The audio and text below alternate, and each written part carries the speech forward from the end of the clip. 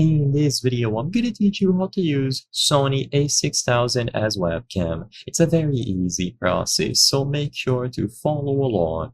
In this video, I'm going to teach you how to connect your Sony A6000 to a PC or laptop and consequently use it as a webcam. You will be able to set it up inside of any software that needs a video capture device, so OBS, Google, Meet, Zoom, and so on.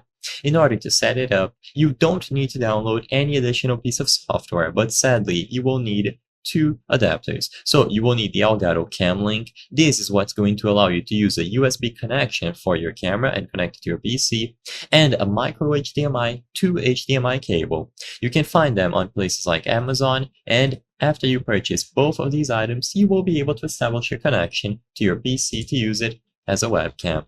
So now, if you look on the Sony A6000, you will notice that it has a micro HDMI port. So all that you have to do here is connect one end of the cable that you purchased, so micro HDMI to HDMI. The micro HDMI end goes here, and then the other end, which is the standard sized HDMI, goes into the Elgato Cam Link. With the connection established like this, you can now insert the cam link into your PC with a standard USB port. So plug it into any of the available USB ports on your PC, MacBook, and so on. And now the cam link will appear as a capture device on any application. So Google, Meet, Zoom, OBS, whatever, you will find the cam link 4K, which is consequently connected to your A6000. So now you will be able to use it as a webcam as long as you have established this physical connection.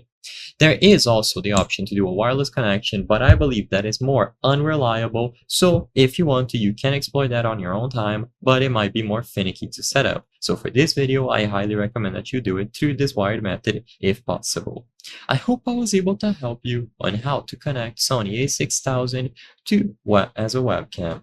If this video helped you, please be sure to leave a like and subscribe for more very easy tips. Thank you for watching.